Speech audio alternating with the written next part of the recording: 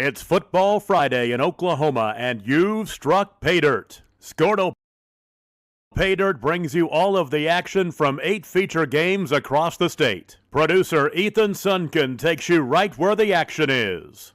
You've hit pay dirt. Here's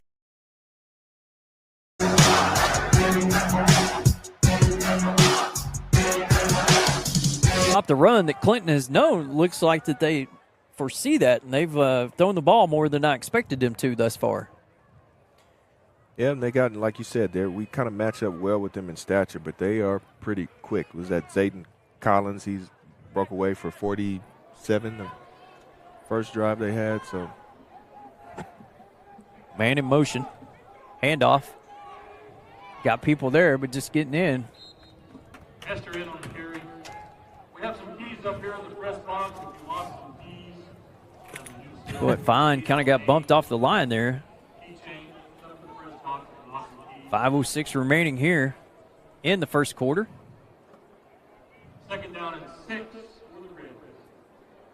Guess I need to get my scoreboard handy.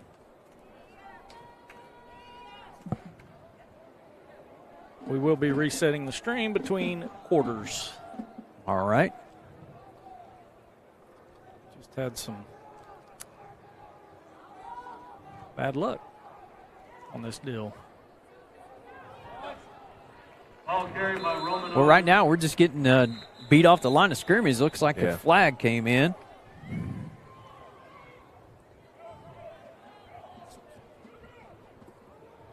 See what we got here. First down. Well, I don't guess there was a flag.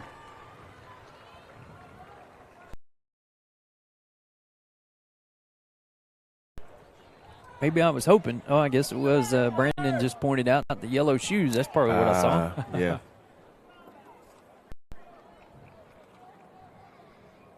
First and 10 from the 13 for Clinton.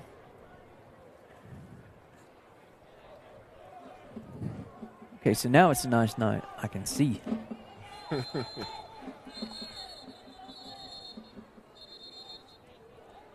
Timeout going to be taken by the Red Tornadoes. Take a look at your program again. Lots of stuff going on here around campus in Clinton, America. On the 12-yard line. I guess this is the perfect time to ask the question that we like to ask every week. Does Guthrie have, or any team that Blanchard plays, did they have a good enough kicking unit to be able to kick threes instead of just point afters? Seems that answer for Guthrie is a yes. It's looking that way as they're lining up for it. If we are at, let's see, about 13, about a 28-yard field goal here coming up for Blue Jays. Got good power to it. Signal's going to come. It's good. So Guthrie's cut the deficit to half on the line. It's going to be 6-3. Blanchard Lions leading with 5:18 left to go in the first quarter. You heard it here. 6-3 is your score. 5:18 left to go in the first. You were listening to Blanchard Lions football.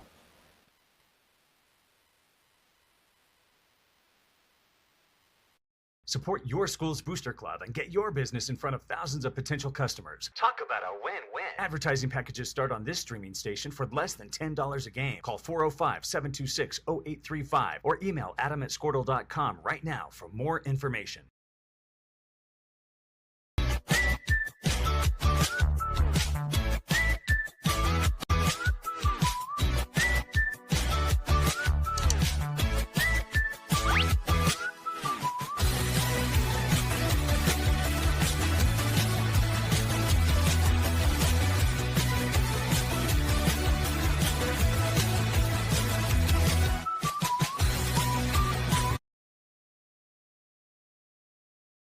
Slew of them there that led to the 13-yard touchdown for Clinton as they get on the scoreboard first on the 13-yard touchdown run. Yeah, running back from Clinton just bounced off of one guy after another like a pinball, and nobody could get their hands around him. We got to quit diving. Yeah, got to keep the feet. Carlos De La Fuente's extra point is good. So with 4:18 remaining in the first quarter, the Red Tornadoes are on the board first, and they have a 7-0 lead here on Chandler Lions TV.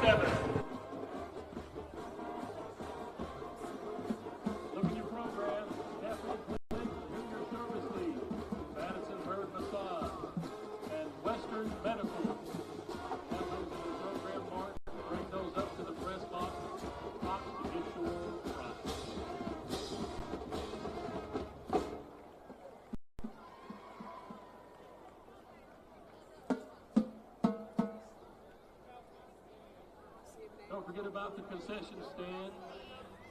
Basketball boosters and junior class working the concession stand. So be sure to check out the concession stand.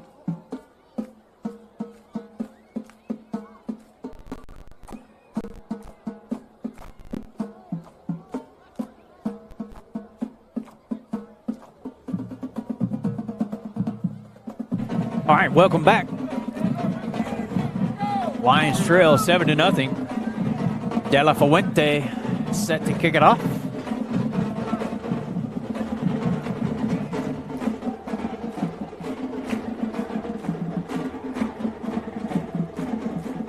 Wade brothers about the 20.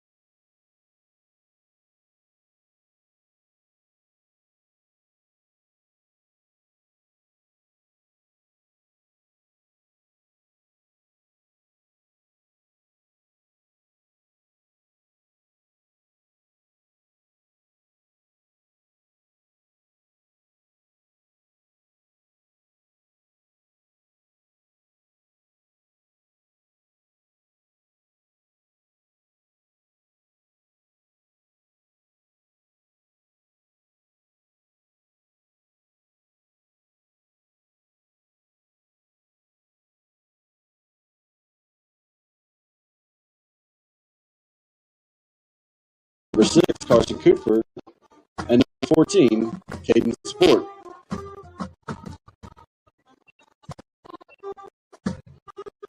Third for the Bulldogs, 2-4-5 left. The first.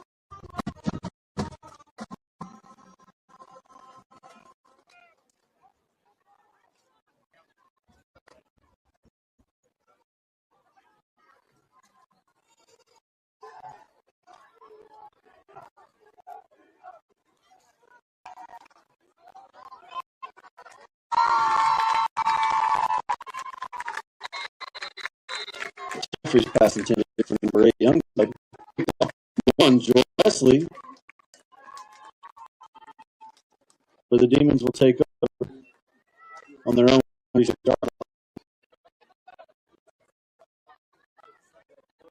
Last year, 45-6.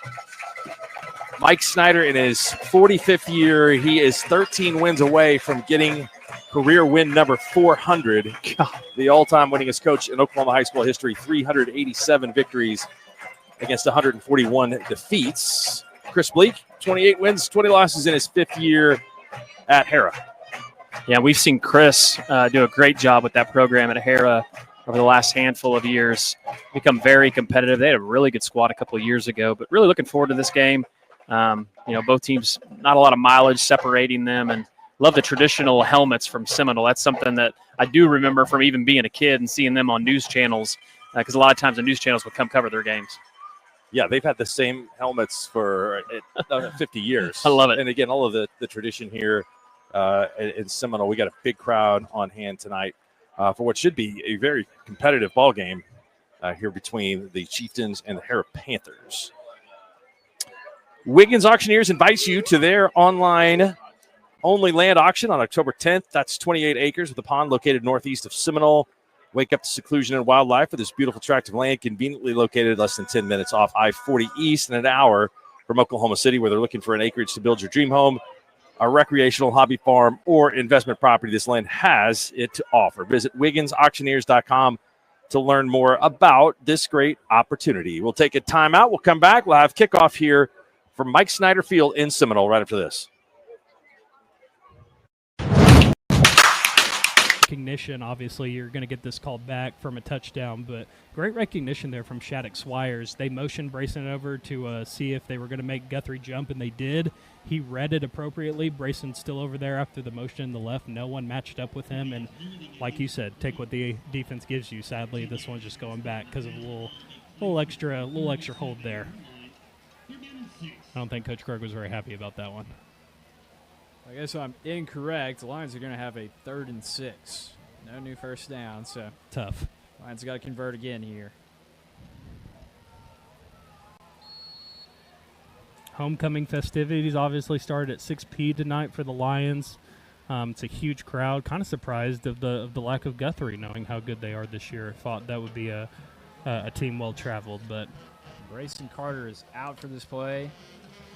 Shaddix is going to pass it to Reston Vickery. It's going to be just short of the sticks, maybe.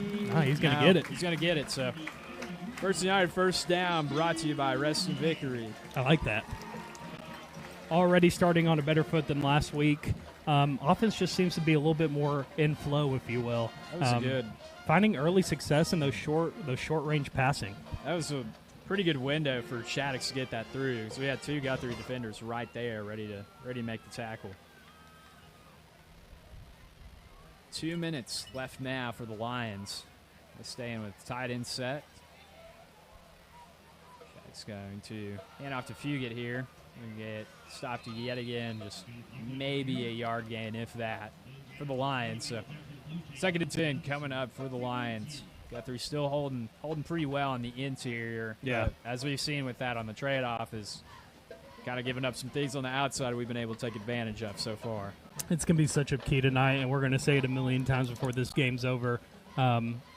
Great that Blanchard's been able to successfully attack on the pass, but if you can get that run game opened up, it's going to open up so many more options for you down the road. Trips to the right. Osher out as receiver. We got Island again with Cole Watkins. He's going to, I believe, catch it after a lot of hand play by both receiver and corner. It's a double flag, double yellows out there, if you will. Watkins caught it at the 8-yard line as we await to see what the umpires have to say here. Oh, officials. There's one. Yeah, we had an ump scorecard, a ref scorecard yesterday or last week. Or is it last week? No, they kept it. Sadly, we did not get one this week, so we will not know any of the officials working tonight. But Blanchard with that decline on a great again. Got a great view on the camera tonight. Garfield looking for a hole, and he's got it. And that big offensive line for Seminole is creating some extra space. Finally blow it dead, but not after a gain of 5. Well, and that's one thing you've seen early on, the first handful of run plays here for Seminole. Not very much penetration by Hara on the front. Seminole's linemen are doing a good job. Number 50, Connor Barton. Gain is good for a Chieftain first down. It's a Seminole team that's scored some points early on. Big effort in their opener and a win over Chakota.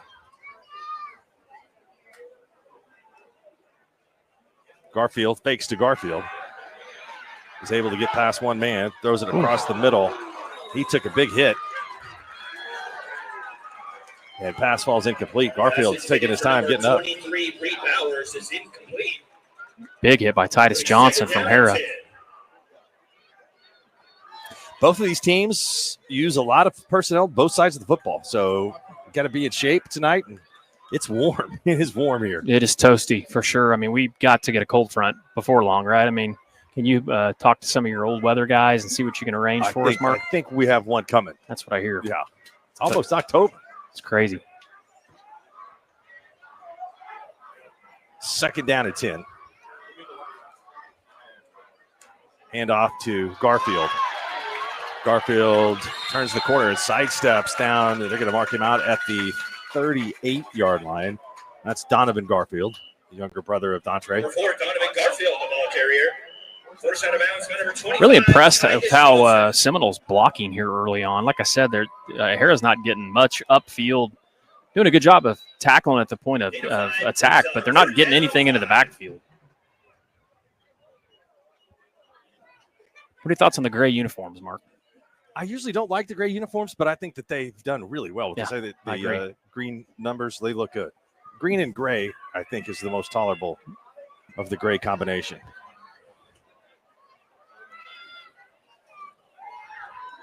Garfield throwing it, and it's dropped.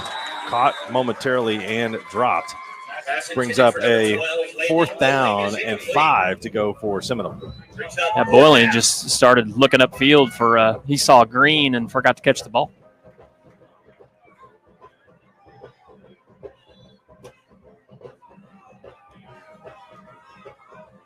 Harris subbed in old big number 77 in the middle there, that defensive line. I think they were sick and tired of getting pushed around.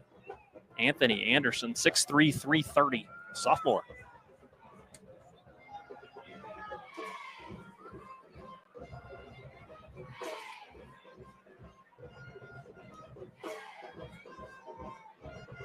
Garfield, little confusion as to, I think the receiver was going to turn in or out. And the Chieftains turned it over on downs. Yeah, big stop there for Hera to start this game. It really looked like Seminole had a lot of success running the ball and then almost kind of went away from it.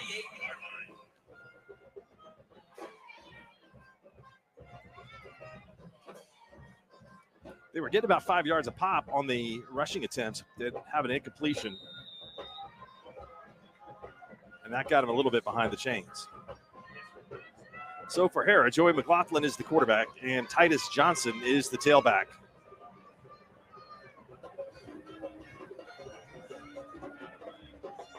Johnson tries to find some running room. Big hit coming in there to finish it off for Seminole. Number 21, Timothy McFadden. Number 25, Titus Johnson, the ball carrier. Tackle on number 24, Carter Childs.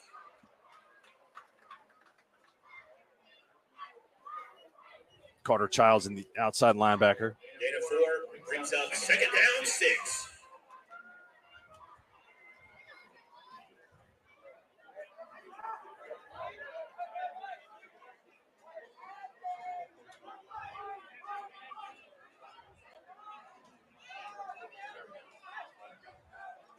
McLaughlin fakes the handoff to Johnson. Ooh, that's a hold. Yes, it was.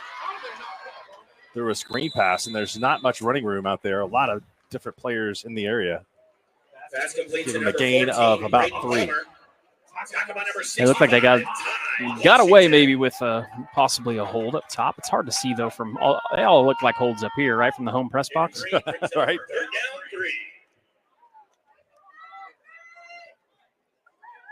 This would be a big stop here for Seminole, too, to get an answer back real quick. I'm sure this is assumed 2-down territory. Most of these teams are really aggressive now in high school, especially early on in games. Middle of the field.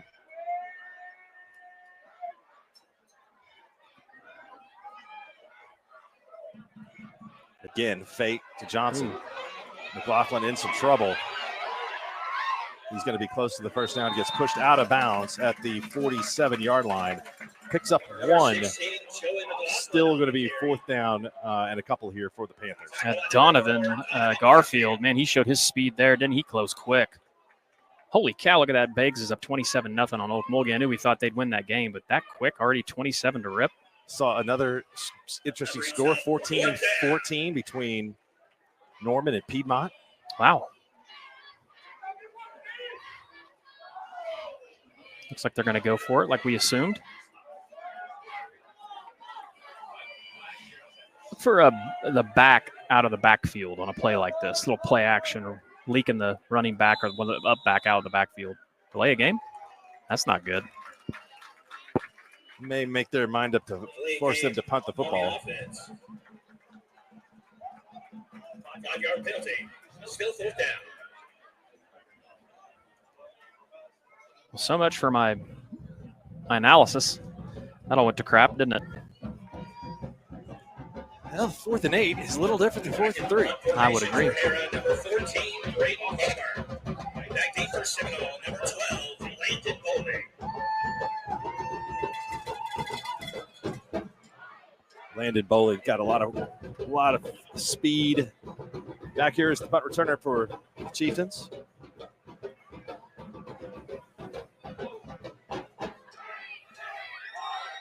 That thing's got some backspin on. It's going to kick back. High Ooh. punt. There's your backspin. And finally kick back. Punt is down by number 5, Zach Pratt. So we've had a couple of possessions here in the ball. Get a gain of about 4 to 5 yards here. You know, we were talking about this earlier. It's going to be really interesting to see if Blanchard can hold on to this lead. How does Guthrie's game plan change, if at all, right? Because if we get to halftime and, you're seeing about a similar score up there, does Guthrie still try and commit to the run, even if Blanchard is still being able to stop it? It'll be interesting to see what that dynamic change as the game goes along. Trips to the left for Guthrie formation after the fake count. Carlock's going to walk up to the line. Changing the play here, letting tight end know what's going on. Play clock down at 0, so Blue Jays are going to have to burn a timeout here on a crucial 2nd and 5 coming up. And we're gonna take it with them. Lions lead Guthrie early, 13-3, 10:32 left in the second quarter. You are listening to Blanchard Lions football.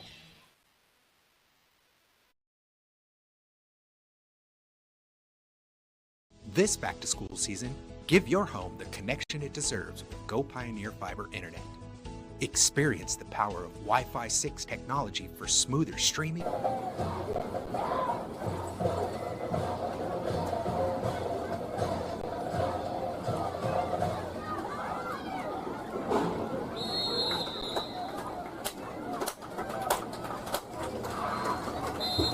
Two-point conversion, no good. That'll bring it to 13 Tigers, 0 Buccaneers.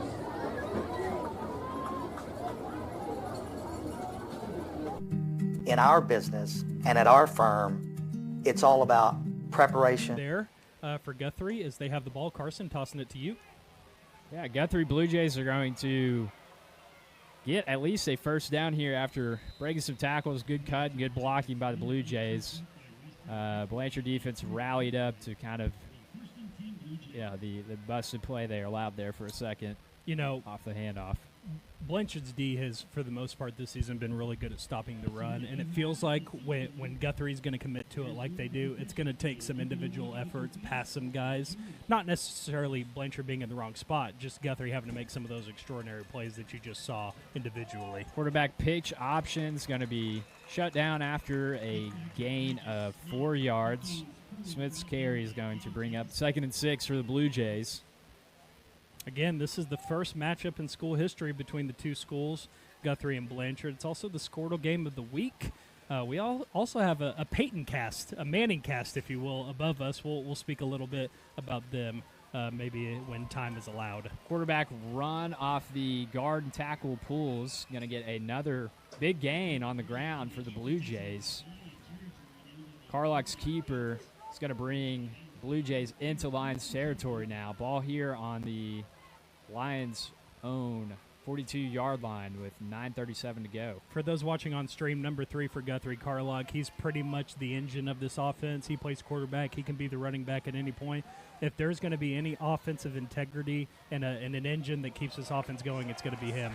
Luke Meeker is going to rally down Elijah Smith in the backfield. It's going to bring up 2nd and 10 for the Blue Jays.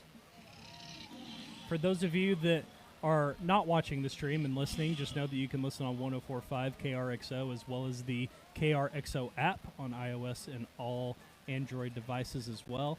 There's also an alternate stream happening we'll get to after this play. After a couple of fake snaps by Carlock, looking over the Guthrie sideline, 9 minutes left to go. 10 on the play clock here. Trips to the right of him.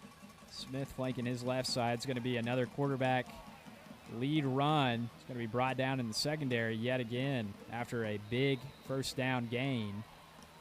So we whistled out about the Lions' 19-yard line.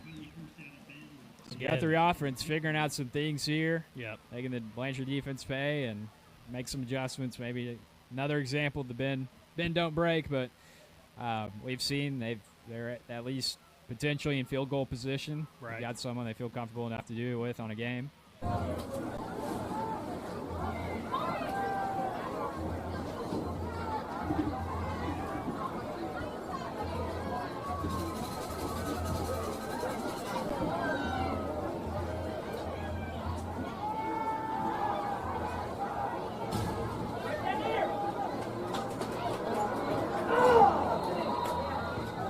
Pass incomplete, intended for Freeman.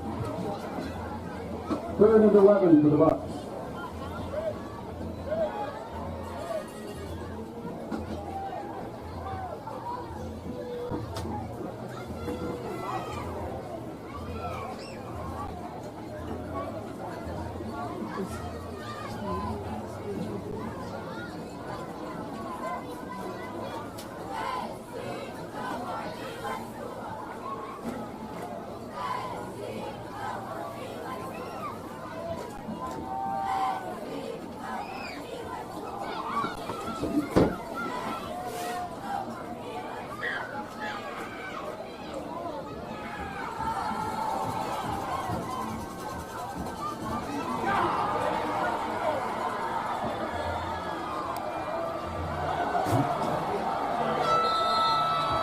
Touchdown Stroud. Ball intercepted by number 2, Dylan Baker. He runs it back for 6.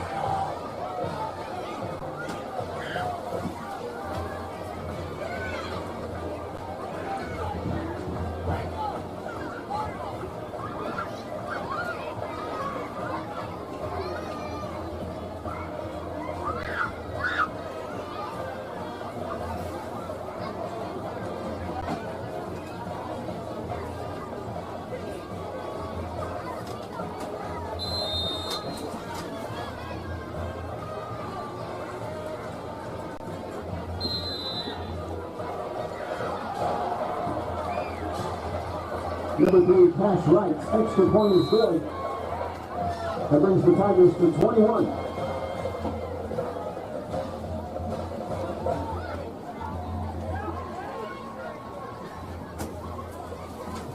Ladies and gentlemen, at the beginning of halftime this evening, there will be a presentation by the QHS Mini Cheer Camp. Those who are participating. Their first charge timeout. We will take a timeout with them right here. No score. Seminole in Hera territory at the 30-yard line. 4:47 to go in the first quarter. Bounce it. It's going to be Cheap. Cheap's breaking tackles.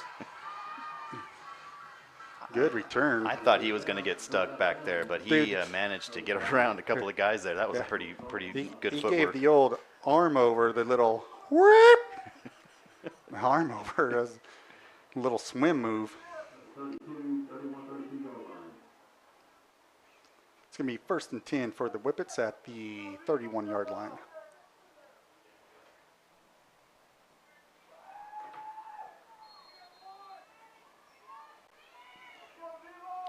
Here you go. Cheap's going to come out, split to your right. Looks like you can have Long and Jenkins in the backfield. Woolley's going to take the snap. Oh, he's got Cheap wide open here. And he's going to catch that and get out of bounds. Great play. Great play. William with just enough air underneath of it so Ben could run under it and drop it in the bucket. Grab that. That was a nice play. Yeah. Nice throw. Cheap's going out to your left side now. You're going to have Long and Jenkins in the backfield. Cheap says, psych, I'm going to go to the short side of the field. Signals to the referee. The referee says that you're on. Lineman go down. Oh, it's going to be a bad snap, and he's going to be down.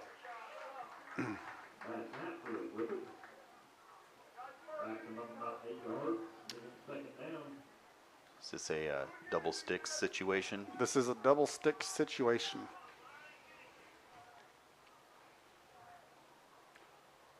Second and long for the Whippets.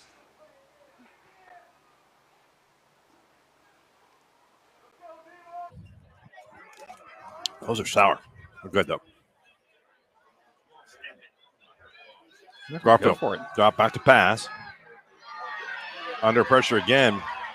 And he throws it to his brother, who's going to pick up a little extra yardage. Saved a sack, but you're right. That play ended again with Garfield on the ground. 17 for Hera was able to get back there and put some pressure on him. Rance Ridley. I'm telling you, Rance Ridley, he is the defensive MVP of this game so far. He has been all over the place so far for the Panthers. First down and 10, Hera at the Panther 37-yard line. So Hera gets it back on the 37-yard line. Panthers weren't able to make a first down on their first series. Harris got numbers out here. McLaughlin takes it on the quarterback sneak or quarterback sweep, gains just a couple from the 38 to the 40-yard line. 16, Joey McLaughlin on the carry. First out of bounds by number 5, Dontre Garfield. Goodness, look at that Garber score. Brings up second Game's down. about to be over. A big Grant County battle right there. That made Kerr shake his head. It's been a while since Medford's beat Pond Creek, too, so. Ooh, nice. Titus Johnson. He's in the clear. That's Ridley. Oh, sorry, it is Ridley. He fumbled the football. And is Seminole able to get it? Yes, they are. That might be why Ridley doesn't carry it that often. Well, he really showed some quickness. Yeah, he did. Fumble on the play, recovered by number 12, Landon Bowling. Landon Bowling is credited with the recovery for the Chieftains. 20-yard line.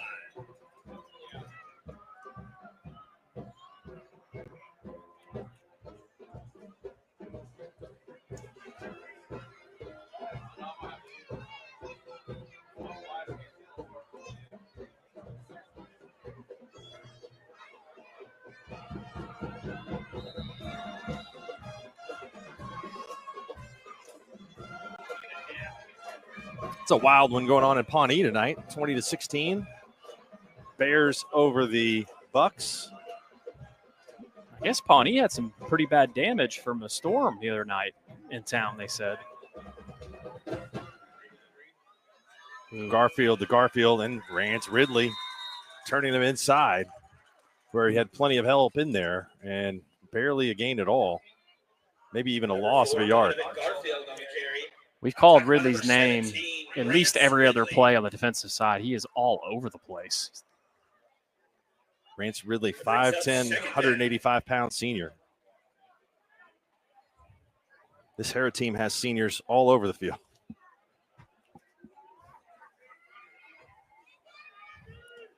We had a, I think, erroneous score there. Flip through. What do we have? Well, we had Bristow 69, Wagner 69. Yeah, that's not accurate. That guy's going to get kicked out of the app.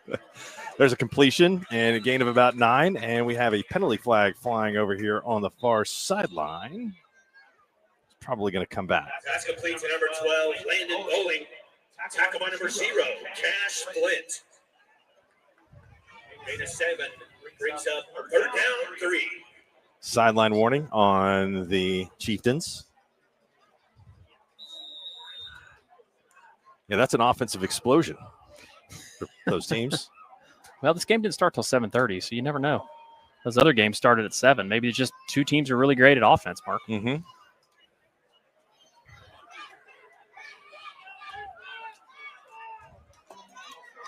There it is. Garfield fooled them on that fake. And there was an attempt to try to get the ball loose from Dontre Garfield, but big run and first down. I like that play call. They ran that earlier on and got about 9 yards on it. Makes it super hard on you with that, that option where you can hand it off to the motion guy or hand it off the inside zone, and then your best runner has the ball in his hands the whole time. You're right. It's very difficult to see who has the football. And the fakes were carried out very well. And really impressed with Garfield. Once he decides to turn on the jets, he gets through there quick.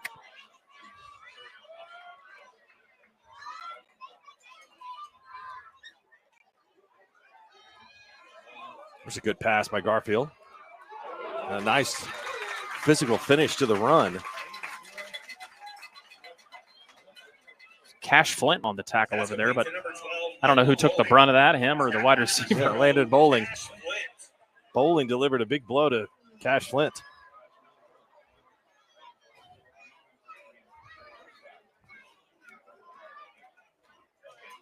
We're talking about it earlier. Both these teams put up a lot of points in some of their previous games, but still got a big goose egg up there on the board tonight. Harrah's only had the ball for about 4 or 5 snaps. I think this really is a good matchup. There's some good defense, but I think he's going to be stopped a little short of the first down. And that was just a great defensive play by our man, Rance Ridley, again on the tackle. And the other thing he did is he was able to get his body in between the quarterback and the running back, so we couldn't get the pitch out to him. It's just a great play.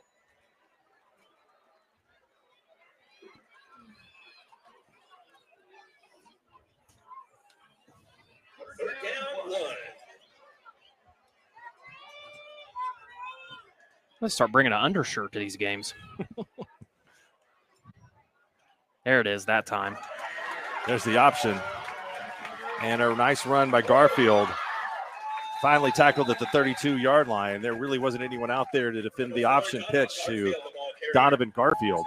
I like the play call. They ran the same play again. They noticed it the first time, and I'm sure they were probably telling him to pitch it quick, and he did that time before Ridley could get there.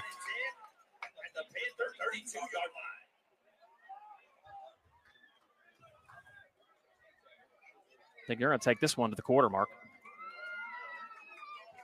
They will do it. It's a scoreless first quarter here in Seminole, and the Chieftains have the football on the Panther 32-yard line and driving. You're watching the Skordle game. Backed up that it's almost like, well, we don't want to give them too much momentum, especially after last offensive possession. So it's intriguing here. The trade-off, which you were kind of starting to get on track of talking about, is kind of a game script in a sense. Ball is out for the Lions. I think Blue Jays got right on it, but punched out maybe by Gage Ellison there.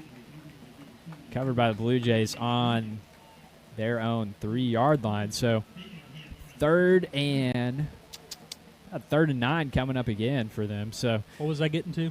Well, I was getting to kind of the game script of them being so run heavy when you're up by one or more scores. I mean, even if you're giving up a little bit and a little bit of momentum, you can live with that currently. Guthrie will get the ball back to start the second half as Blanchard receives the kickoff. Dropping back, pass up the middle. It's going to be tipped up in the air for a moment by both Brayson Carter and Jackson Oliver. So if you saw in that play right there, number 3, Colton Carlock, who is usually their QB, was the wide receiver on that play. Brayson a little slow to get up, but I don't know if it's equipment issue or I think it might be a wrist. No, yeah, it was a mouthpiece. Maybe a chipped tooth. That I think he would appreciate us saying that because that makes him seem more like a tough man than he already is. So, well, I got worried. We'll say chipped tooth. I was worried it might have been a finger issue because he broke up, got a hand in there on that pass breakup. So, see here if Lions with position 4th and 9, 4:08 to go. We'll see if Lions can try to get a hand on this punt here like we did earlier. High punt. It's going to be fielded by Brayson. He's going to actually try to return it here. He's got some open field. He's got around the edge to the 20, to the 10. He's going to be knocked out of bounds maybe at the 6-yard line. So that was a great gutsy return there because Guthrie was starting to close in by Brayson around that 32-yard line. But Lions got really optimal chance here to score with minimal time left right before half and to go up by more than 2 touchdowns now. Right, and that's honestly a surprising decision there from Guthrie. You already saw them kick the ball out of bounds purposefully, I believe, after they scored, even though that punt was very high up, knowing who Brayson is, and he's been able to take those back in previous games. Just a very confusing decision there from the Blue Jays. Gunner's handoff up the middle is going to go kind of to the right side a little bit. He's going to get a gain of, let's say, 2 yards here. Like you said, Carson, really opportunistic chance here for the Lions to really extend this lead. And then, if you can get a score here, you're really putting Guthrie in a predicament of really changing up their game plan of trying to dive into that run a little bit. They've already made a lot of mistakes going deep, whether it be an incompletion or just turning the ball straight over. So I think you're really going to be putting them out of their rhythm here if you can add on another 6 or 7. Smith's dropping back. He's got a quick pass again. It's going to be intercepted. He's got a good chance to return this now.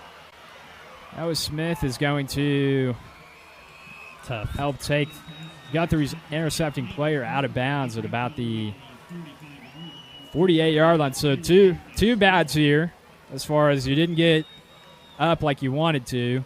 Kind of forced it. But also, too, Guthrie's got ideal field position here now with 3 minutes to go to put on, bleed a little bit of clock, maybe do a little bit of that hurry up again. But really, they want to take this time down as explosive as offense as Blanchard has been at times.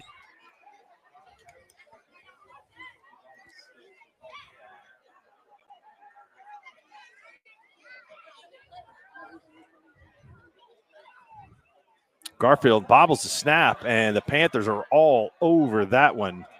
He goes nowhere. Still running, though. He actually got about 2 yards. He did pick up 2 yards after it appeared that he was completely stopped. Number 5, Dontre Garfield on the carry. Tackle by number 60, Braylon Flowers. He's got a shout out from Coach Van Meter. He's on his back porch listening in. He said, "Go Chieftains." He's nice.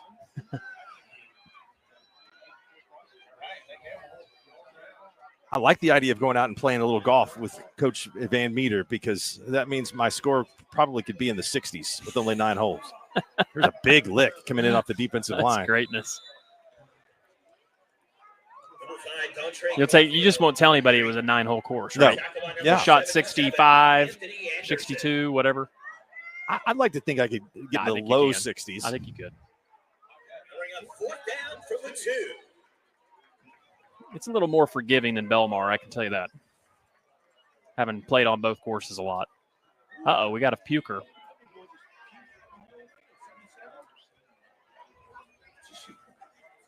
Wow, I did not see that. He did it again. Really? Yep. Yeah, the nose guard is. Usually gets you a break. Yeah. But oh, look, there he is again. Timeout to Seminole. He need to hydrate. Get him hydrated. Yeah, he was in on the tackle in the last play. So he's not moving very much. Let's take a break while Anthony Anderson tries to gather himself. And we will return with more here. Seminole threatening 4th down, and goal to go from the 2.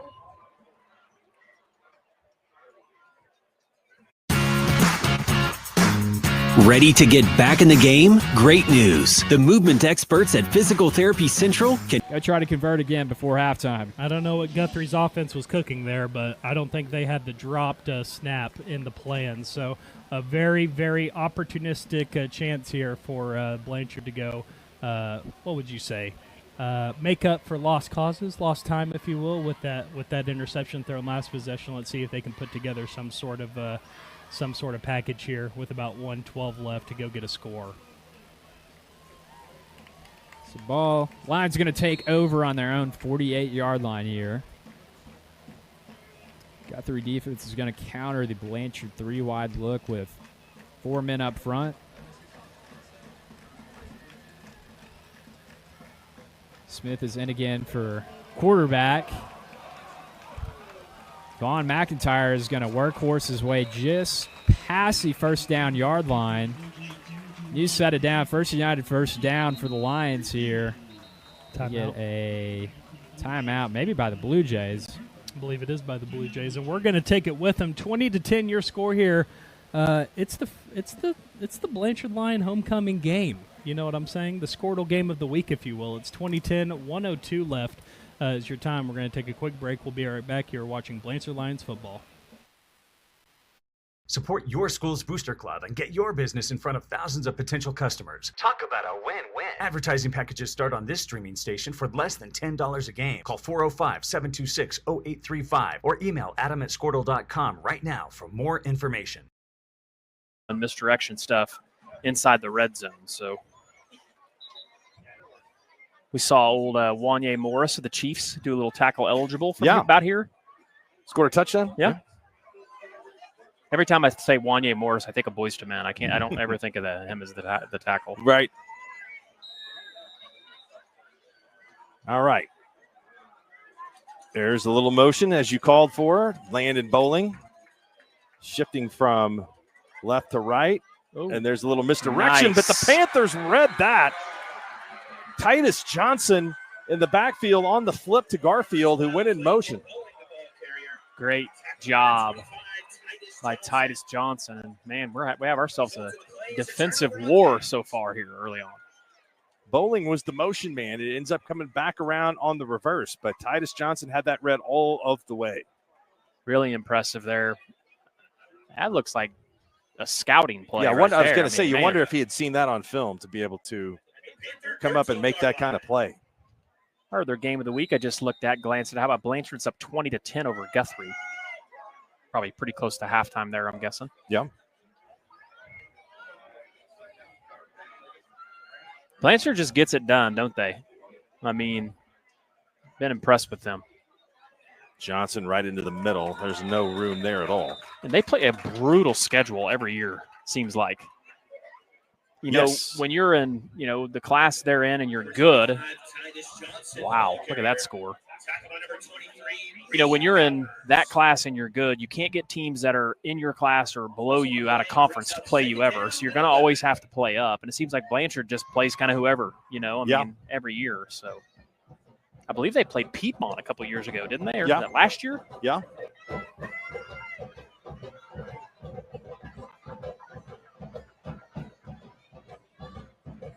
Second down at 12. McLaughlin rolling to the right. Ooh, nice. Designed quarterback run. And he is stopped at the 12-yard line. A couple of Seminole defenders up to make the tackle.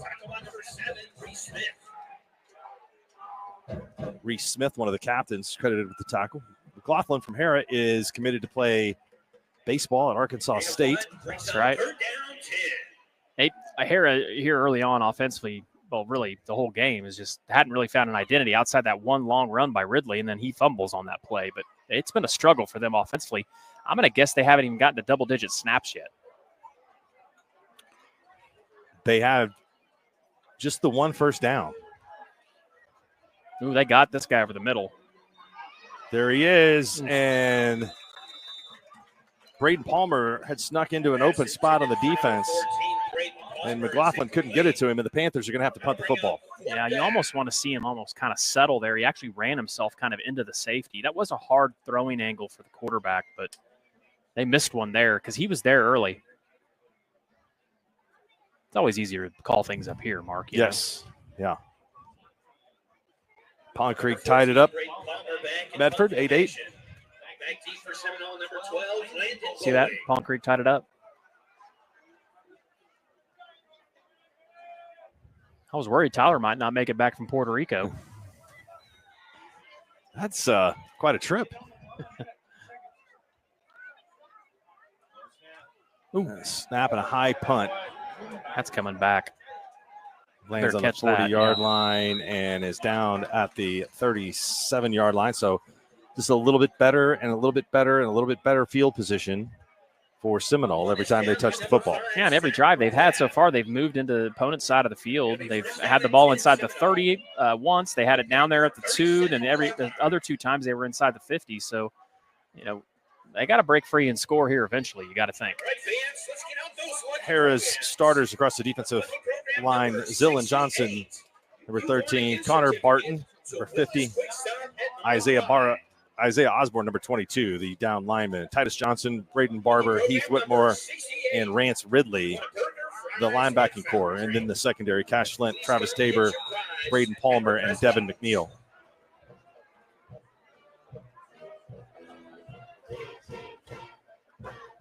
Reed Bowers late into the backfield for Seminole.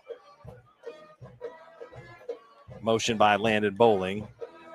Fake to Bowers. Garfield throws, and the ball is caught. Threw it a little behind his man, but a nice catch made at the 13-yard line. It's Mason Bennett once again. Bennett, big target. They've thrown his way 3 or 4 times. Every time it's been a completion for a first down. Love the play call that time. I tell you, Ridley almost got to him. Ridley is all over the place. Hera hasn't been able to put some pressure on the quarterback.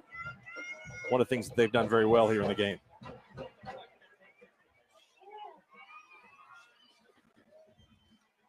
Garfield There it fakes is. the handoff. Quarterback keeper up the middle, fighting and down to the 7-yard line for Dontre Garfield.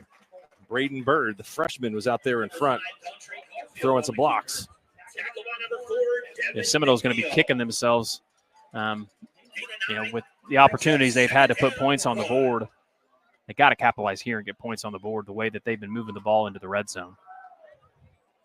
Yeah, total yardage in this game is pretty lopsided in favor of the Chieftains. I would like to see the time of possession stat too, because it is very one-sided.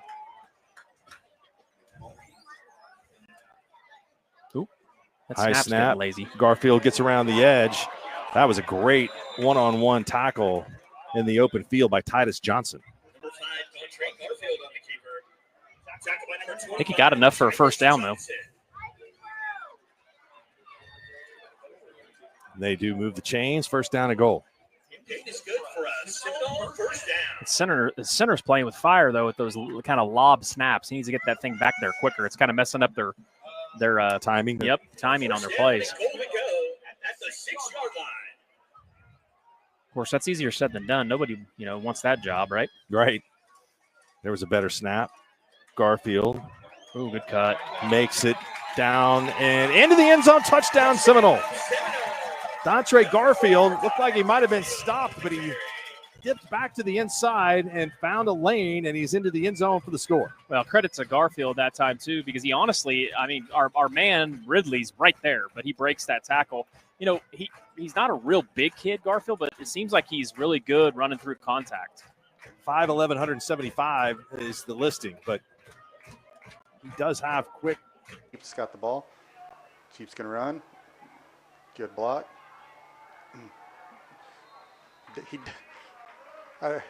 Chief just had all 3 Ds or 4 Ds, 5 Ds in dodgeball. He dived, he dipped, he ducked, all on one play for about a 3-yard return.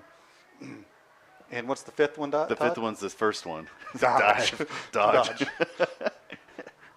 If you could dodge a wrench, you can dodge a ball. He dodged a couple of Chiefs right there. 51 seconds. O'Keene takes over. You got Jenkins split out, bottom of your screen. Here we go.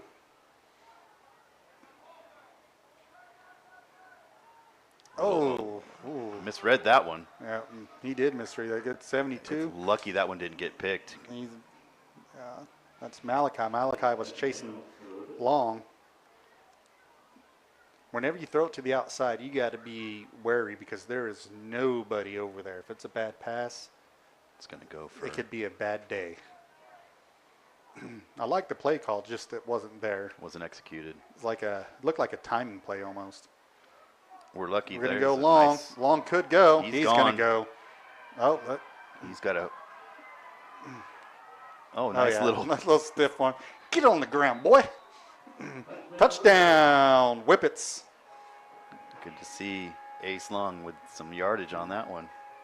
It's going to make your score 40-12 with 35 seconds left to go. That is a good size young man running the ball with lots of power. I was going to say strong. You're not going to just. You can't just tackle tackle him at all. Yeah. No. And the way he just kind of just pushed that guy out of the way just kind of showed you. Well, he's going to take it himself. Is he not in? I thought he might have. Wow. Nope. I think he kind of stopped like he was. I thought he stopped because he thought he was in. Should have just kept going. But you know what? The 2-point conversion curse strikes again. Let's take a break. In our business. What was that Mustang score? Yeah, what was that? Upset and making in 6A, 16-7 Westmore over Mustang.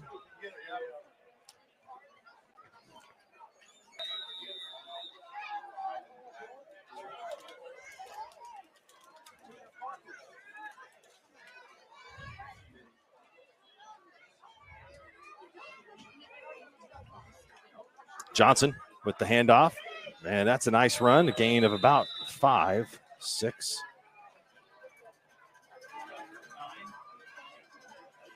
Better job of the lineman up front that time for Hera. The ball carrier.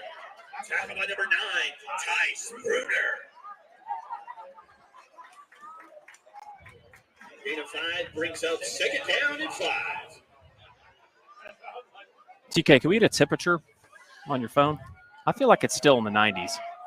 What do we got? 90 degrees still. Yeah, it's warm. 8:15 on September 20th. Ooh, McLaughlin overthrows his intended receiver. That ball is too high for Braden Palmer. Pass intended for number 14, Braden Palmer, is incomplete. Defended Carter on the play by Childs, number 5, Dontre Garfield in the vicinity for coverage. I really feel like McLaughlin just hadn't been comfortable tonight at all. His throws have just been a little bit off the whole time. Didn't really put enough zip on that one. Well, this is a big play, as you mentioned. The Hera offense has not been able to possess the football, and Seminole is really starting to pick up some chunk yardage on the other side of things.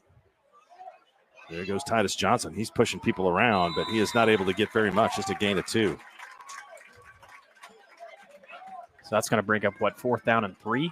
Yep, 4th and 3. I think you got a punt here, right? Number 25, I would punt, yes. Tackle by number 23, Reed Bowers.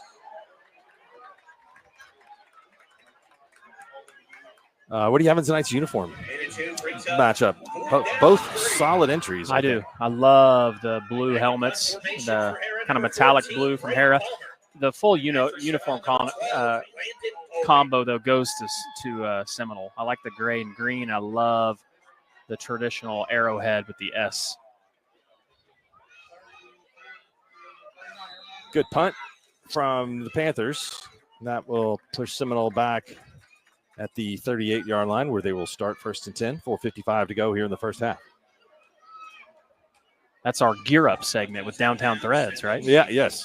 Downtown Threads is who is a sponsor with Skordle, and they're the ones who keep us all geared up at Skordle, as well as a lot of high schools across the state. Big shout out to them.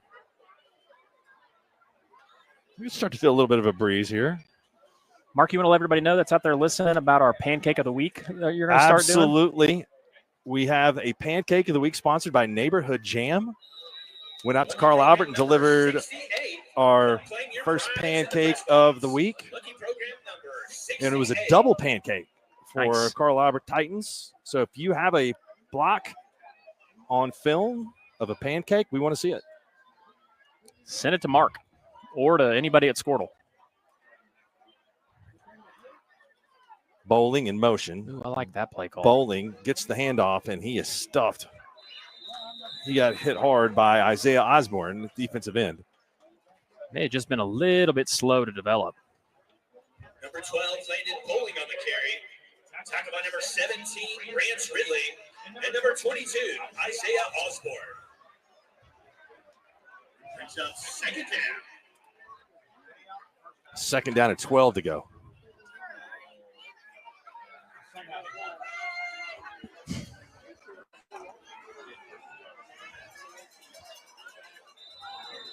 Clock is running, and I think we'll have a timeout here from the Chieftains. They will use their final timeout of the first half.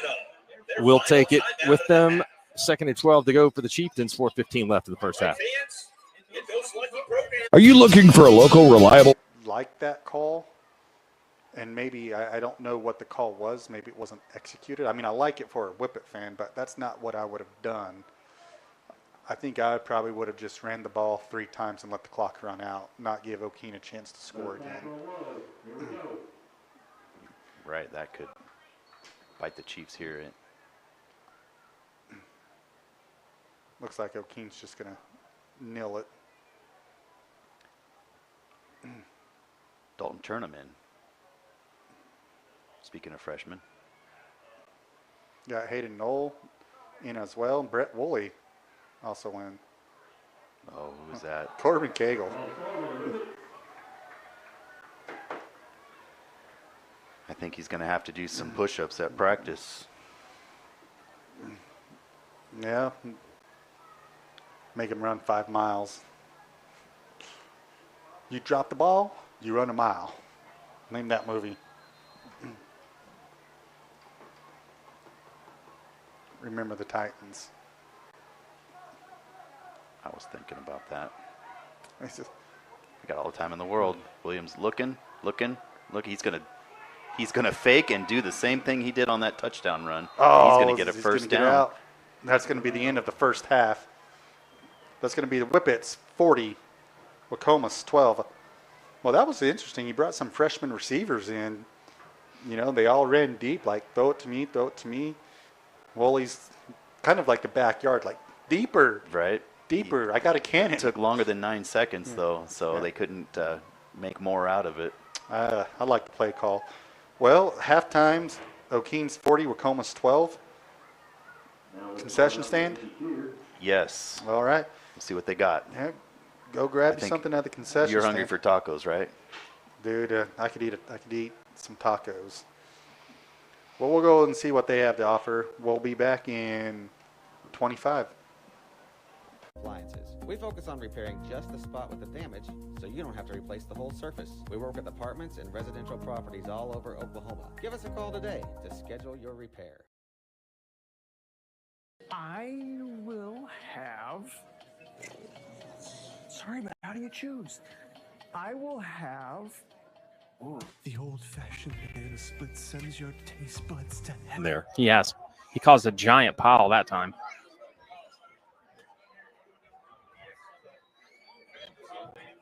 And players getting hydrated, getting a little water here. As we mentioned, the temperature still in the 90-degree range. We'll take a timeout with them. 3:17 to go. Seminole facing a 4th down and 14.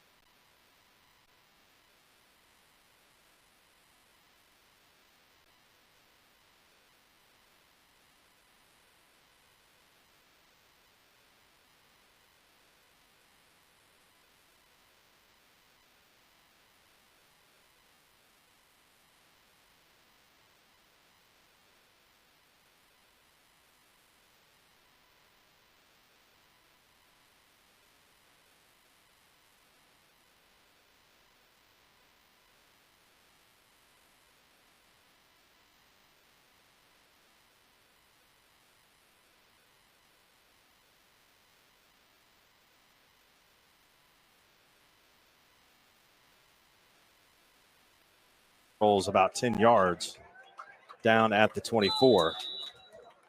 That was good job by Bennett to pick that ball up in the face of a pretty decent rush. Well, once again, Harrah's kind of back down on their side of the field, and they haven't gotten a drive together all night. I believe just one first down so far is what we've seen. Had a long run for Ridley, but he fumbled on it. And other than that, it's just been tough sledding for the Panthers tonight so far. Credit to Seminole defensively. Been very impressed. Defensive line for Seminole: Ty Washington, Martez Johnson, Maverick Northrup, and Austin Smith. Titus Johnson. Good cut. Running hard. Picks up 7. Good cut. That was a good run. And the Panthers will use a little bit of tempo here.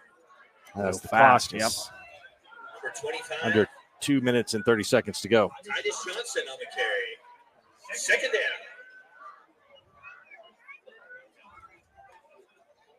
There goes Johnson again, and that's the second first down of the night for the Panthers. I think they found something here with their tempo. Looks like they're going to, well, maybe not stick with it, but they do need to go quick with the just about 2 minutes here to go in the half. Tackle by number 24, Carter Childs. King is good for a Harrah first down. First and 10 at the Panther 37.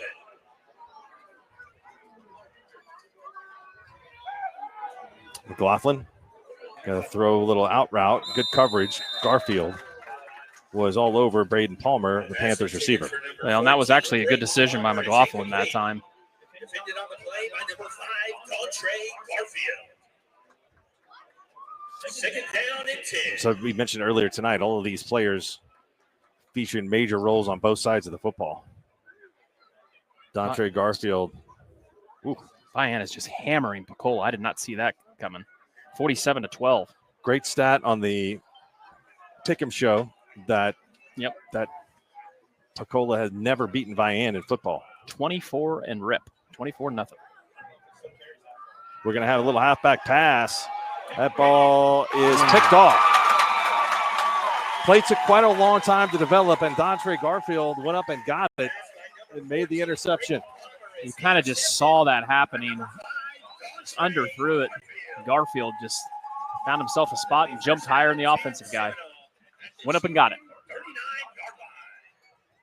So a big opportunity to add some more points after the second turnover by the Panthers. All right, fans, lucky program number 65. I like anything that, if you're Seminole here, I like anything that involves Mason Bennett in the passing game. He really has done a nice job.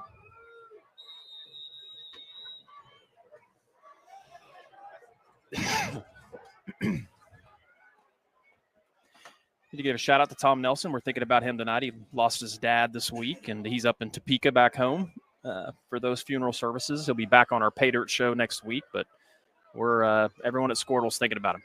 Absolutely. We'll be happy to see Tom again. We're missing our 8-man guru. I know. You've done a good job filling in, though. I think you're getting more comfortable with 8-man now. I think so. I think after a couple of 8-man games last year under my belt, the Class C state champ or Class B state championship game, and then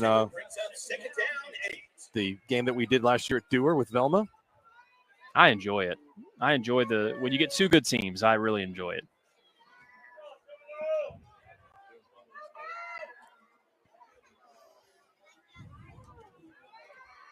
They're heating them up, bringing a lot of people.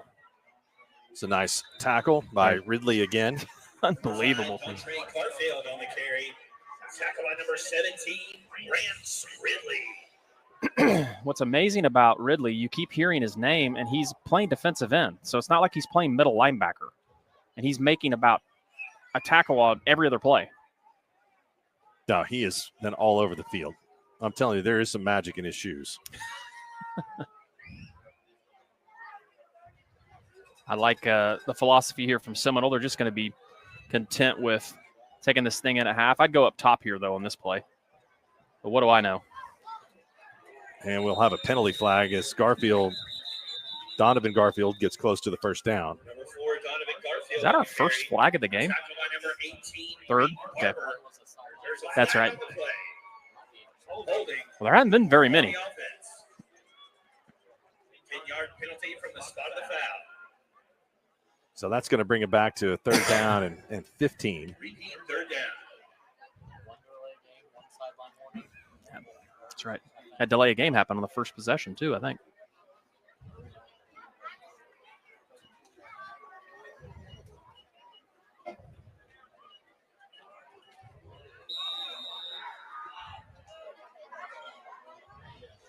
This will end the half, I believe, yeah. And they're going to wind the clock, and Seminole will go to break here, leading by a score of 8-0. So stay tuned. Got an exciting second half coming up for you here from Seminole. The Chieftains had things going their way in the second quarter, but the Panthers are still within striking distance here. We'll be back after the halftime break for the second half of action here at Mike Snyder Field in Seminole on the Skordle Game of the Week. Looking to jumpstart your career affordably? Tri-County Tech.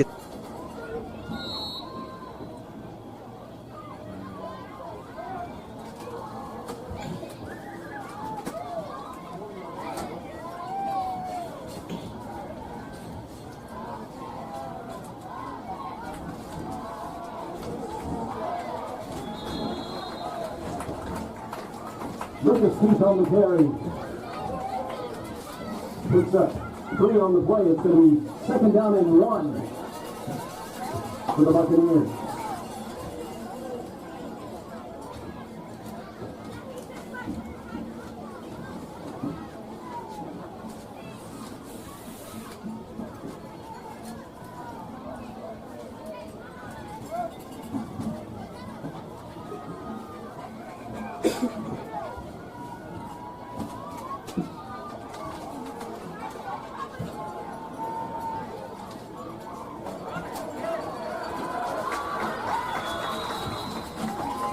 Taking the ball, picks it up a Buccaneer first down.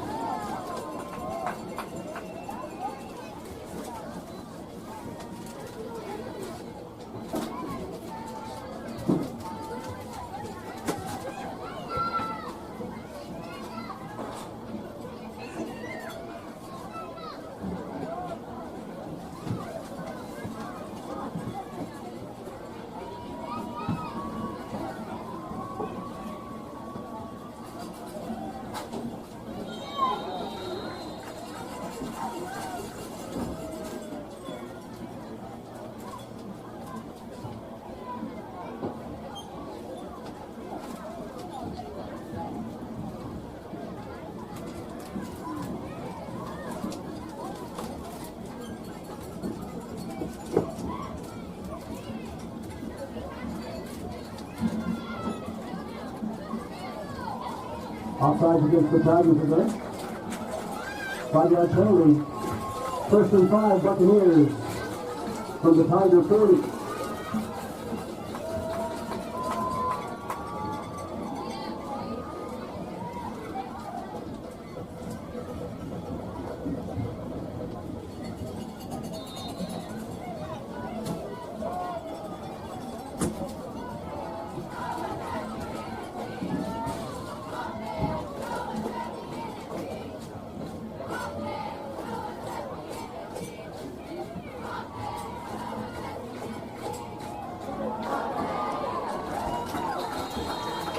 Big contest on the carry. Brought down by number 11, Tristan Baker, and that's a Buccaneer first down.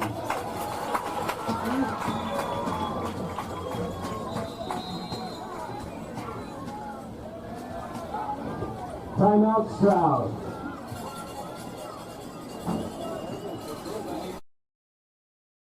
Surface Experts is your one-stop shop for all of your hard surface damage. If you have a scratch, chip, crack, burn mark, or hole, we can handle it. We repair all types of hard surfaces, including stone and laminate countertops, wood and LVP floors, tubs. Sand Springs, Bishop Kelly. Sand Springs leading 23-0.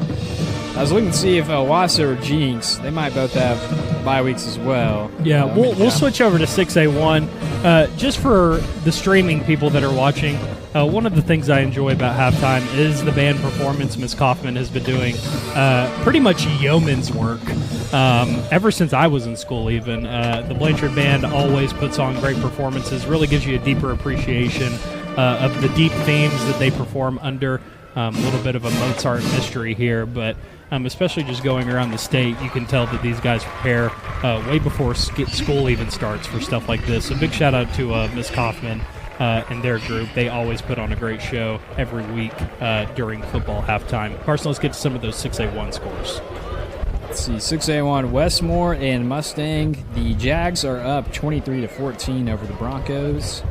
Norman North and Moore. Close one here at halftime, 15-12. Norman North leading that one. And then two other scores I'm seeing we already repeated off earlier. So I might jump down. Let's see. 5A a little bit. Anything. Del City and Midwest City. Kind of a clash there over on that suburb side of the city. Del City comfortably leading 41-6 in the second quarter. We'll call that the east side, if you will.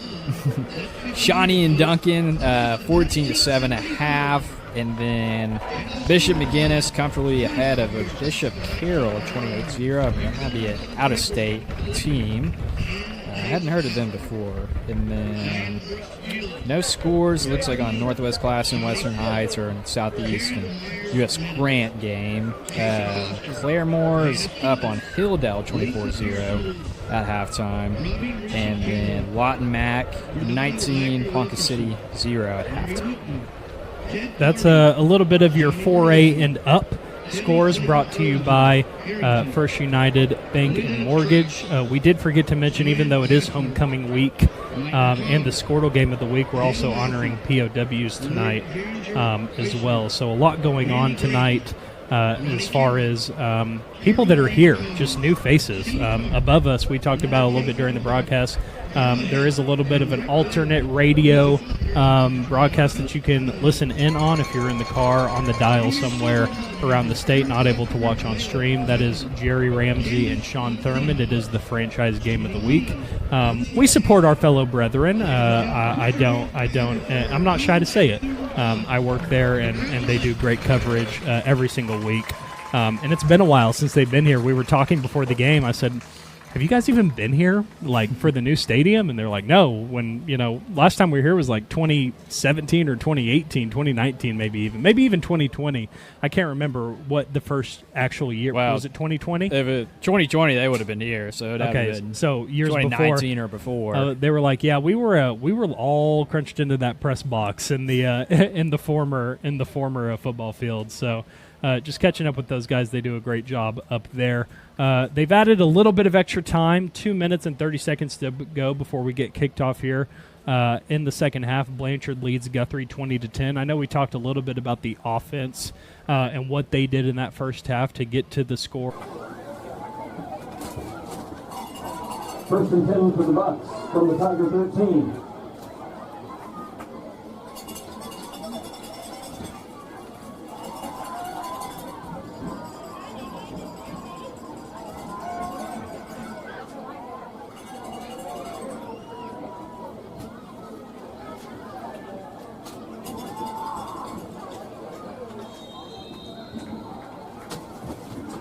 Lucas keeps on the carry. Picks up 4 yards, making it 2nd and 6 for the Bucks.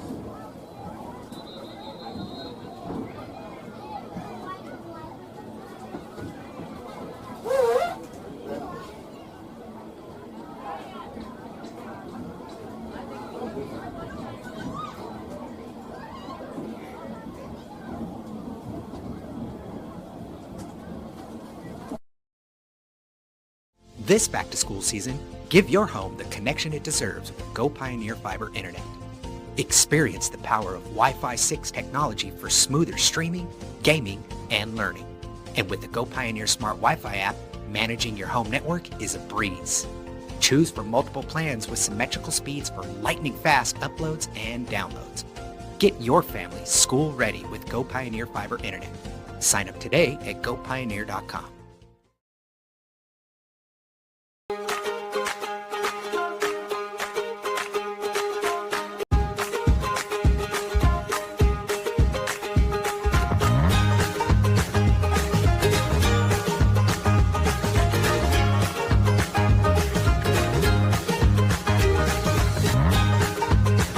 Stream with Oklahoma's #1 high school streaming service, Skordle.tv. Find out more at Skordle.com/stream.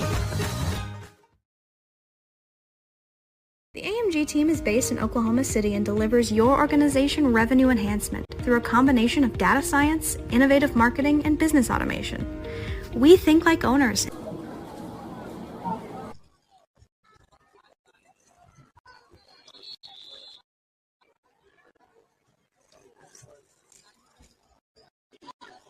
Number 32, Kevin Montague on the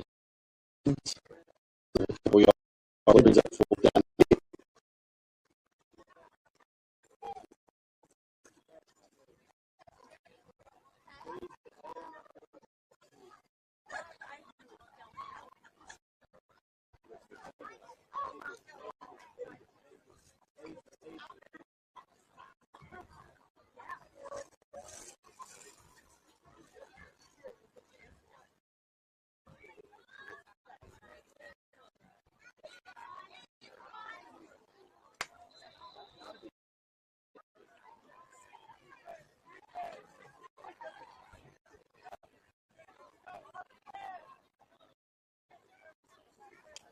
Good pass intended for number 15.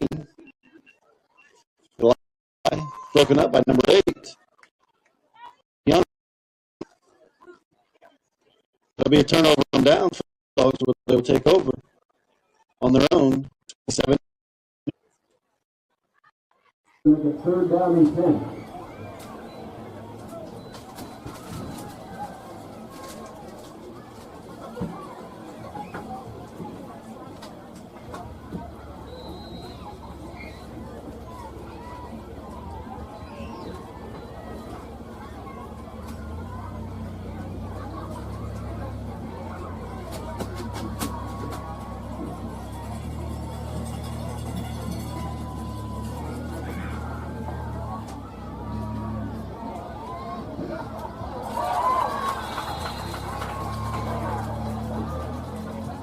Pass incomplete, intended for Alexander. 4th and 10 for the Buccaneers.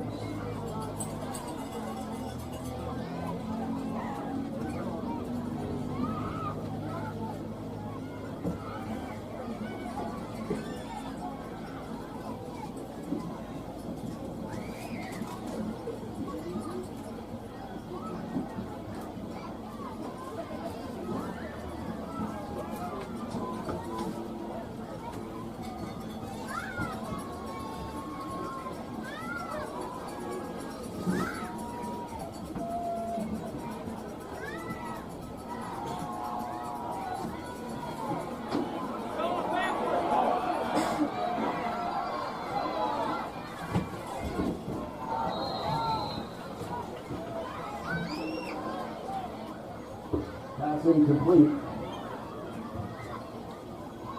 Knocked away by number 12, Jordan Lindsay.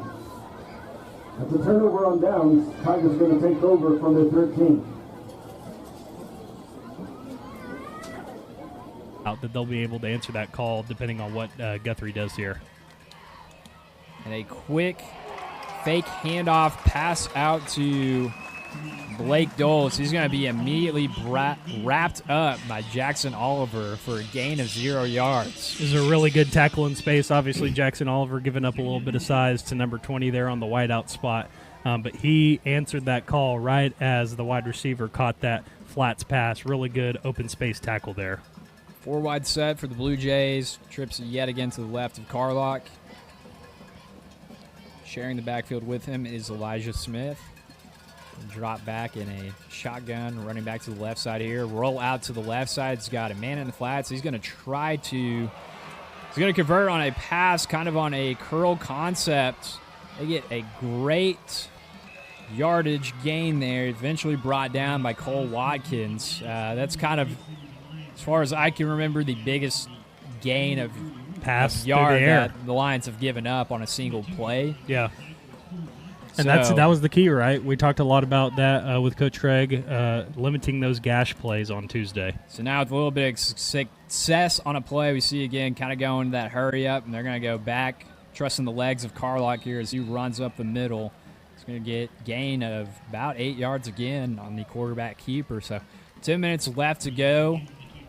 Guthrie almost inside of the Blanchard's own 10-yard line. Ball It's really on about rallying here, right? Doing your work early on those 1st and 2nd downs, forcing those 3rd and long situations, limiting what Guthrie is able to do in the long term. They've held him to a field goal before. We might see it again as he's going to be brought down. Carlock is going to be brought down in the backfield yet again by Braxton Rinkin. This is going to be an interesting spot here on a 3rd and short. We've seen Blanchard hold their ground on these types of down and distances before. As far as decision-making for Guthrie, you bringing out the unit because you're going to make it a one-score game if you do. They've kicked it from this far before, but are you going to go for it with the success that they've had early in this drive? 3rd and long one. Interesting play call here. Success on it. They motioned in a tight end, just went under center, direct snap to him. Just kind of did their own. Put your head down, go and get it for a 1st down. So 1st and 10, Lions with another challenge on defense as far as trying to hold the Blue Jays to only 3 points here instead of 7. At this point, you're kind of hoping for a pass. You've seen a lot of questionable decision-making from the QB in those passing games, a lot of interception opportunities. Don't think they'll go to it, though. The outside handoff to Smith. He's going to get a gain of about 5 yards. Still getting good push from the Blue Jays. It's going to be held up and eventually stopped at the 3-yard line.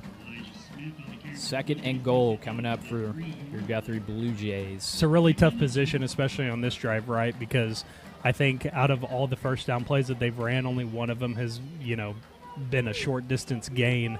It's just really putting a lot of pressure on your defense, not only where you're at on the field right now, but just not having to make that offense work a lot harder in those later down and distance Heavy plays. on this right side. I think they're going to run to it, kind of to the mark, and they're going to cross in. Good momentum here for the Blue Jays. That's how you want to start the second half. Lions offense is going to have to rally up and answer here on the next series.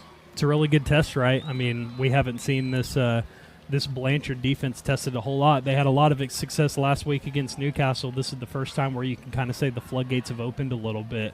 Guthrie's been able to get a lot of what they've wanted on the ground, but good news is you've had an offense that has responded to mostly every score that they've put up. So a big test here for the O. PAT is up. It's going to be good.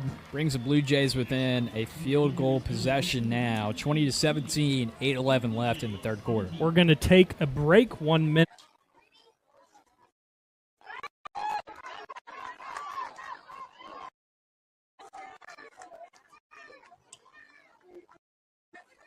Number 18, Britton Martin's pass complete to number 30, Kevin Montague.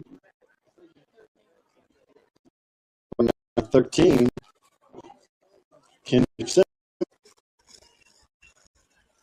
Gain of about 15 on the 4.1 minutes.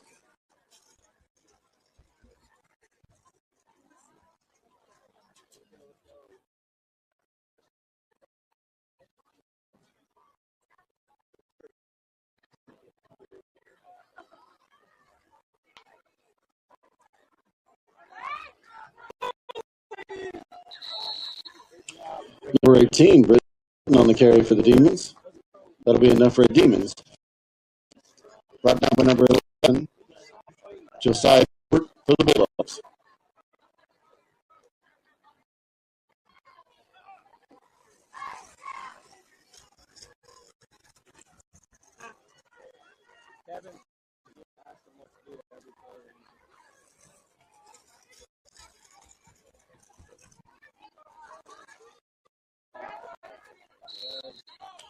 Number 32, Montague, on the carry for the Demons. 5 on the play. Brought down by number 11, Josiah Colbert. Dogs brings up second down and 5.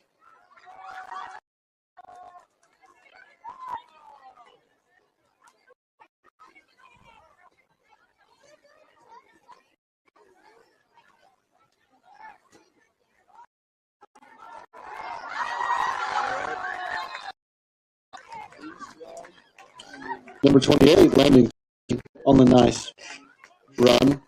That'll be enough for the Demons. First down. Or third. Mishandled snap. Ball is on the ground, and Blue Jays are going to get it. So, tale of two halves here for the Lions. But I say that we didn't have our greatest start in the first half, so you're kind of hoping a repeat of that, of like we talked about, the defense rallying up, not holding their heads over it, and getting another much-needed stop for your Blanchard Lions. Yeah, you can see Shaddix kind of beating himself up. It's kind of like you said, tale of two halves. Guthrie, started out the game with a lot of turnovers. Not the most ideal start for this Lions offense, but very much a same story as you saw when their first offensive possession came about. The McIntyre fumble. Leading to a really good defensive stand there for Blanchard. So we'll see if the same thing happens here in the second. Guthrie's going to motion one of their trips receivers in, then drop back, kind of a flea flicker, hit as he throws. He's got Brayson there. Brayson is going to intercept. So Gifted defense answering the call yet again, stepping up. Right on time. Offense. Hey, go back out there, go execute. Again, I mean, we've seen Guthrie time after time really try and, it's almost like beating a dead horse. They've tried time and time again to go deep.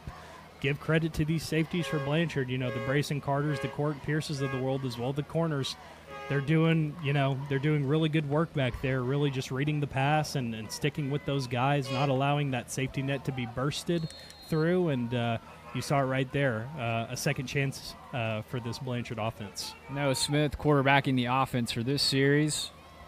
Blitzing yet again are the Blue Jays. And the quarterback keeper, the outside ball is going to pop out again. Scooped up by Brayson. He's running to the right side. If he gets a block or two, he might be able to salvage this play. He's going to get ran out of bounds at the 20-yard line. So back to the line of scrimmage after what could have been another bad error for the Lions offense here. It's a lot of running just to get back to the line of scrimmage, like you said. One guy to beat, and you just couldn't get past him. Just too much ground to cover. Right. It's a lot of. It feels like it's a lot of nerves right now, right? You come out of halftime with a 10-0 lead.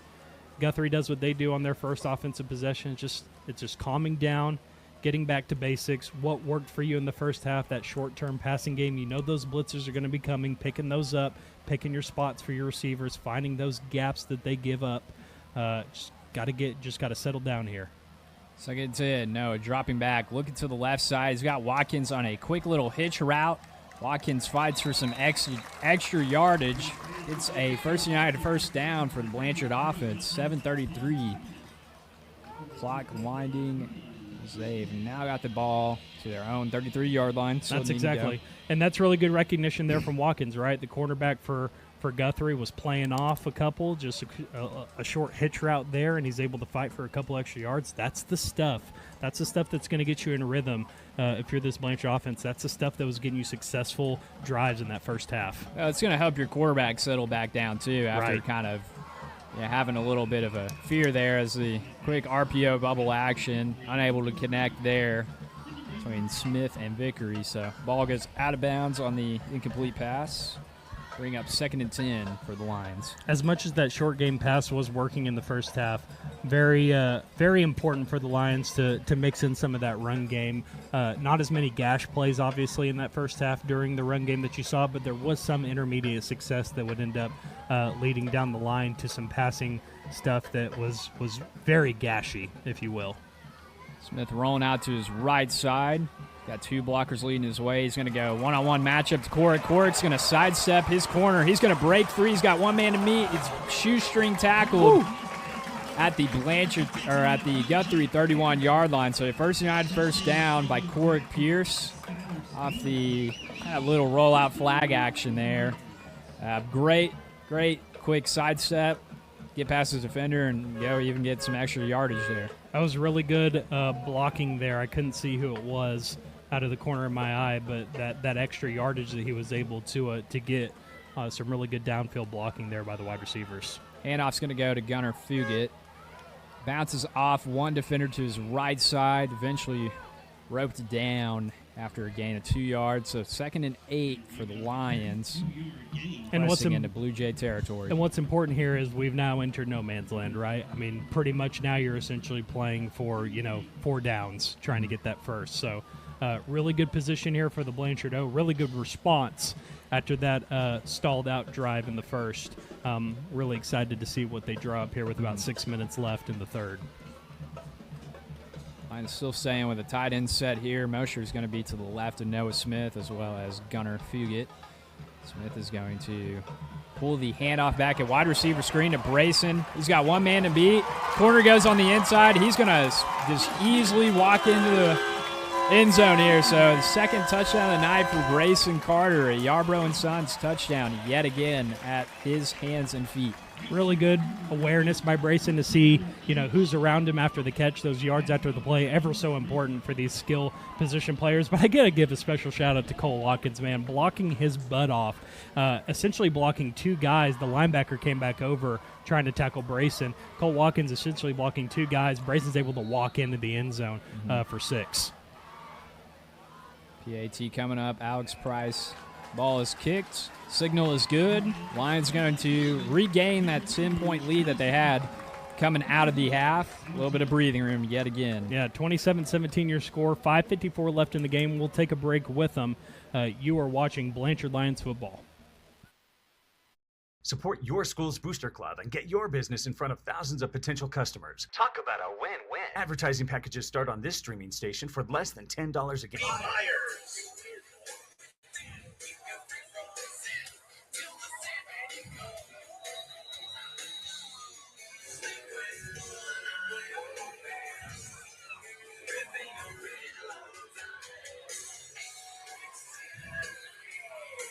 And we are underway in the second half. That is a wobbly kick, and it goes right off the referee's shin. Couldn't get out of the way in time, so field position will be the best Hera has had in some time. That was bad karma by me because I was so impressed with the deep kick. I hadn't seen one in so long, and then that happens. Last one went to the end zone, and that looked like a T-box driver shank. I think the second half, you need to establish Johnson, get him some, he started picking up some chunks there, that possession for the half. I think you need to get him established. And McLaughlin he seems kind of off. His feet aren't set when he's throwing. He's sailing some balls over receivers. I mean, a lot of that has to do with the pressure and the defense that Seminole's putting out there. But offensive line for Hera: Joey Shamrock, Connor Barton, Colton Avalos, Bryce Green, and Quentin Lawson. And there goes Titus Johnson, and not much running room. Gain of about 1. Good job there on the edge. That's number 25, Titus Johnson on the carry. 24, Carter Childs for Seminole, causes a pile. Talk about number 9, Tice. Just notice in our other game of the week, Mark, 27-17, I believe, is what that score is, Blanchard over Guthrie. All right. That's more points than I thought that game would be. Guthrie Kelly Beebe continues to field incredible defenses year after year after year. Talked to Chris Evans. He's going to join us on one of our Pick'em shows. Nice. Talk to him this week. It's a better hold there. Titus Johnson carries the ball for a gain of about 6. Johnson, the ball carrier. Tackle by number 65, Ty Washington. We have not had a pancake in this game yet. Not that I've seen. No. If we do, we'll be sure to let Mark Rogers know. Yeah. You ever been to Arcoma, Mark? It's down there. I've been by it. Okay. It's a little north of it's right around Spyro. That's correct. Here's a little counter play, like it. And it's Titus Johnson falling forward right at the line where the two officials are. It will be a first down. They're going to give it to him, yeah. Great start for the half for the Panthers. Yeah, patience coming out, 3 runs. I like it. Good dose of Johnson. I think that's the right philosophy.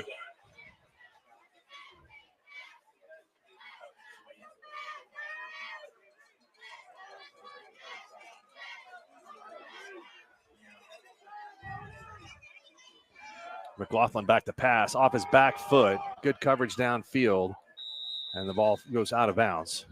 That one kind of sailed on him too. I don't even think that ball was catchable. Like the idea, keeping the defense honest. Kind of those safeties have kind of gotten pulled down with the success they had running the ball. So go up top.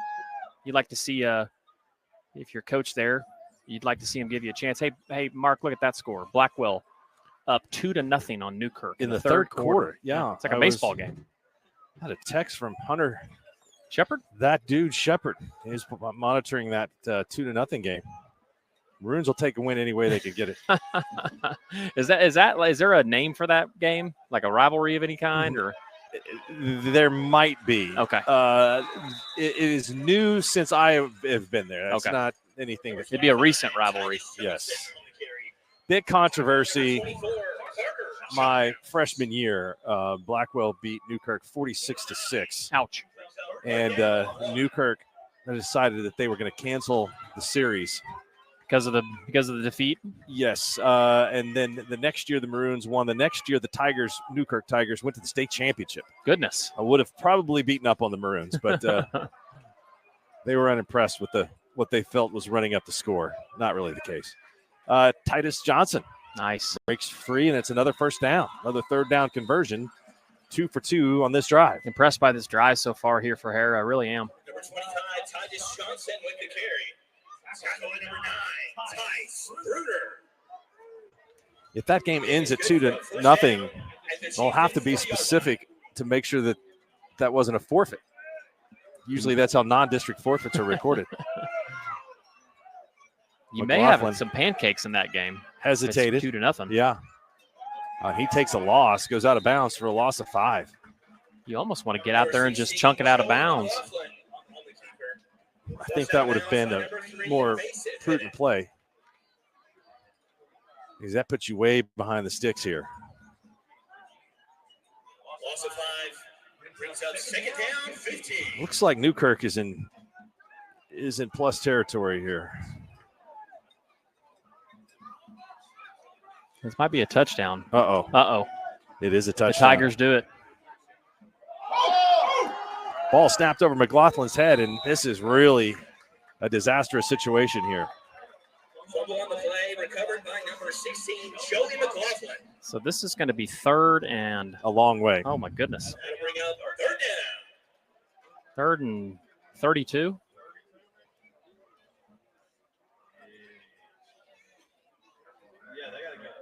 What would that be? Third and 8? Yeah, that's exactly the direction that they would be going. Yeah, they got about third down, and they got to get to 8 for the first down. Or bow legs at a minimum. Bow legs at a minimum. That's true. McLaughlin is going to decide to run for it and retreated. A big hit, got knocked out of bounds, and it's been Mason Bennett, the guy doing a lot of work on the offensive side of the ball. Tackle by number 3, Mason Bennett. Shaq, what do you expect? Yeah. He's off tonight, so he's making jokes. Very disparaging comment. Was that Shaq that was going for the course record at the Legacy? Yeah, no. Of 20? It was not. Okay. Formation for Hera, number 14, Brayden Palmer. 19th for Seminole, number 12, Brandon Bowling. Well, a promising drive went awry quickly for Hera after a loss and then another play where snap over the quarterback's head. So it's been the mistakes tonight. That's something that Coach Bleak will have to coach with in the film session this week, the 2 turnovers and then the errant snap. And Seminole takes over. 36 left to go. You feel like that drive never had anywhere to start based off of what happened with that sack, but it's all about compounding errors, just putting yourselves in bad situations. Just got to be able to rally behind those mistakes. 2-back set. They're going to go back to the sophomore quarterback, moving Colton Carlock back to kind of a halfback position here in this offense. First time I can think that we've seen a 2-back set out of it. Yeah. Single receivers on both sides. Kind of back to a heavy tight end set here with Blake Doles rounding out that additional tight end spot. It's a really good start here. Again, that first and about nothing game, just 2 yards. You're starting in a good spot if you're the defense. Can't allow anything big here. Pistol set, 2 tight ends. Motion over to the right side. Go heavy there. Wrapped up in the backfield. Wasn't immediately tackled, but held up long enough for defenders to get recovery, as looks like a line defender is going to have to come off. Is that Rinkin maybe? That was Rinkin. Here, Looks Rinkin like he came off one of the linebackers, so dead armed. He's shaking it around now. Yeah. That might have been him on the wrap-up where he just missed the receiver, got right past him, and like you said, just kind of dead armed almost in a sense. So Lions trying to get defense figured out here. 3-4 sets counter. Got 3 trips to the left, single back. 14's going to roll out to the right, surveying. He's got his feet set. He's got a quick out route. He's going to complete that for a first down. So the pass by Rice to his left side in the flats is going to bring up new set of downs on Blanchard's 15-yard line here. That was a really good pass. I mean, there was really good coverage there by the defensive secondary. Not quite a thread the needle situation, but you definitely had to let those routes develop for them to work, and that's exactly what happened with Guthrie. Not enough pressure to really necessitate any hurry up, and those routes were able to develop, and he made a really good pass. So Tripp's going to be to the right side of the formation now. They're going to motion their tight end over the right side. He's going to get hand down in the grass. Direct quarterback run again by Rice to the right side. Stopped after maybe a gain of 1 yard. Gage on the tackle there for the Lions, Gage Ellison. It's an interesting spot, right? Because, again, a really good first down play by the defense, 2nd and long here. They're obviously in field goal range. Do they decide to take that field goal, barring this down and distance here, and if the defense can keep it up? Yeah, being only down by 10. Right. If has to they be an feel option. Comfortable enough and they've got good alignment as far as the goalposts go, maybe on the Elijah Smith handoff up the middle going to be a minimal gain yet again. 3rd and long facing the Blue Jays, pressing into Blanchard goal line territory yet again.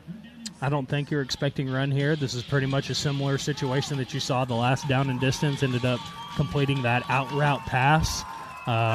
They could pull out a run potentially, but got to be watching out for some tricky stuff here in the red zone if you're the Blanchard D. Yeah, I think, like you said, the tricky stuff's definitely in play. I think you got to factor in if they do say they want to go for it regardless. Yeah. They don't want to go for a field goal. I wouldn't rule out the run entirely because they might take it, get a short yard gain. Play clock's running down. We're going to get a Blue Jays timeout here. We're going to take it with them. It's 27-17. Blanchard D backed up in the red zone. 24 seconds left in the third. You were watching Blanchard football. Especially when they had Clint Chelf back in the day. That kind of quick quarterback draw play. Right. I like that play, especially when you got a guy that can run like that. Get everybody getting up field. Defensive backs repass. Mm-hmm.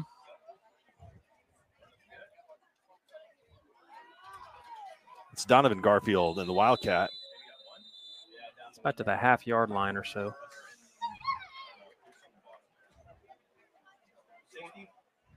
See, Seminole got smart with their painters. They're not wasting money on paint. They got Seminole in the end zone. They didn't spray it in. That saves a lot of money. That's a lot. That's very nice block lettering, too. With the current inflation factor, that's big time. Saving tax dollars. Donovan Garfield scores the second touchdown of the night for the Chieftains, and they go at 14-0.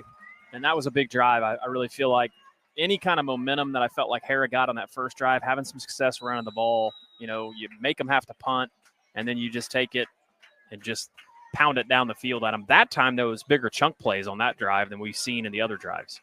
Well, and both of these teams have players going both ways. There's a nice little option, and Garfield is going to dive into the end zone for a touchdown.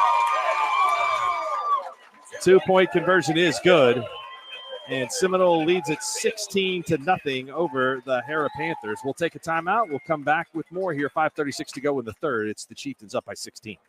Right. Wow. Touchdown. Again, we've seen those plays before where number 3 has slotted out to a wide receiver position, and you saw it there. I guess he tiptoed his way into it. Didn't really get off the ground enough. It's a good with catch, the ref right in front of there. I thought he had to kind of jump up a little bit for it. By the time he got it and shoved out of bounds, that didn't keep a foot in. But those are 2 really good passes on 3rd and longs that Guthrie completed to get that score.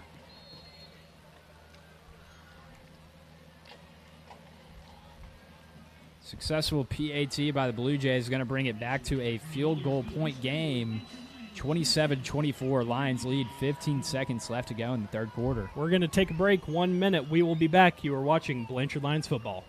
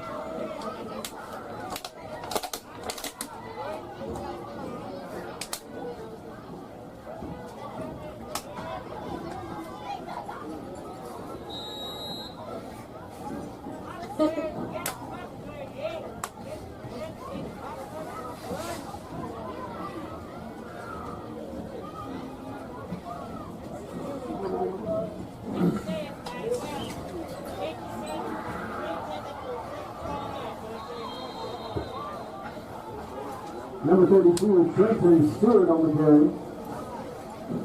brought down by Freeman after a gain of about 12, and that's a Tiger first down.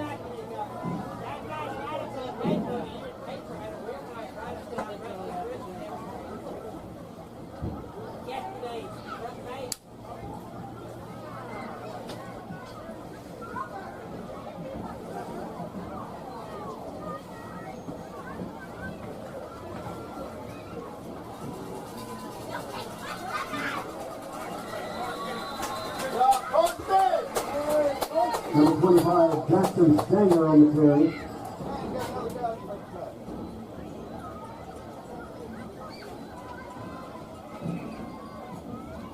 Loss of 2 on the play. It's 2nd and 12 for the Tigers.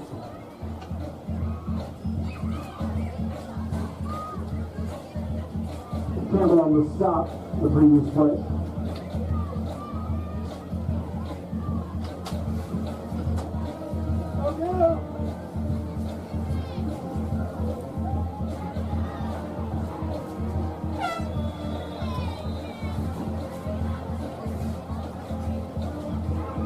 Number 3, Cash Wright on the carry. Brought down by Russ Brown.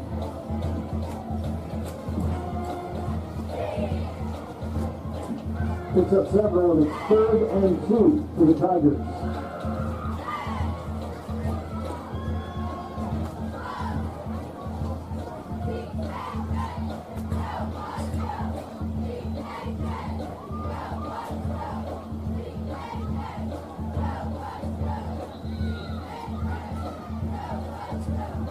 False start against the Tigers. 5-yard penalty.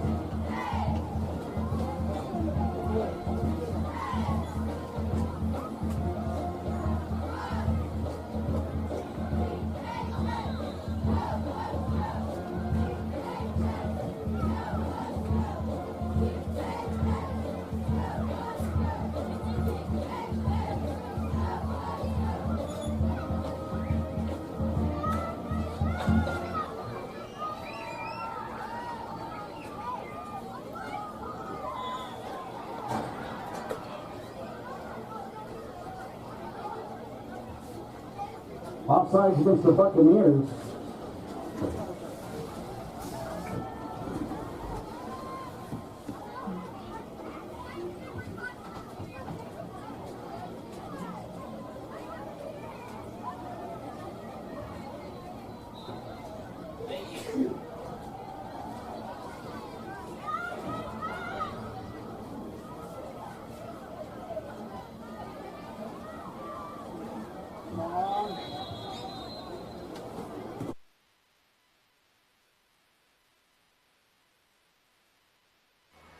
Welcome back.